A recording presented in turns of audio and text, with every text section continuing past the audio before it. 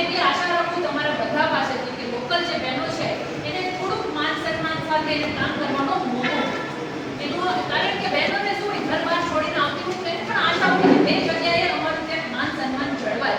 આ વાસ્તવિકતા એટલે આપણે મહિલા વગર આપણે નહીં લડી શકીએ. 50% વોટ કંઈક મહિલાઓ આજે આ બાજુ આપણે કહીશું કે મહિલા છે અને તમે જોયું હશે કે ભાજપની સ્ટ્રેટેજી ઉપર ચાલે છે.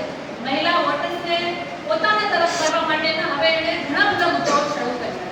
તો આપણે ખાલી વોટ બેંકની રાજનીતિ નથી કરવી પણ એ 50% વોટર્સ જે બહેનો છે જે આજ પણ પીડિત છે એના માટે આમ આદમી પાર્ટી એ ખૂબ જ સરળ અને સંસ્કારી પાર્ટી છે.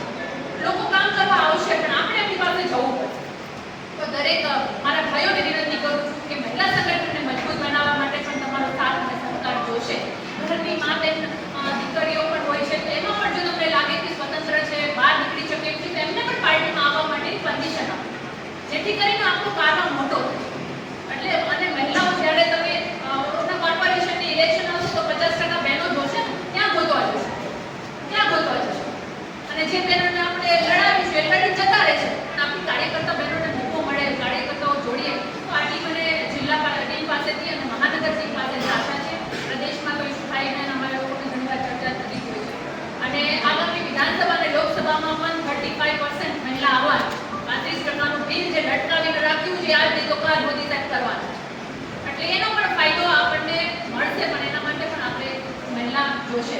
એટલે અને આપણો ઇતિહાસ બોલે છે કે નારી હંમેશા યુદ્ધ મેદાનમાં આગળ હોય છે. એમાં તમે ઝાંસીની રાણી લઈ લો, કસ્તુરબા લઈ લો, અસંખ્ય એવી વીરાંગનાઓ છે કે જે ઇતિહાસના પાના ખોલશો તો આખે ઉડીને ઓળખશે. એટલે વિશેષ મારે કોઈ વાત નથી કરી સંગઠન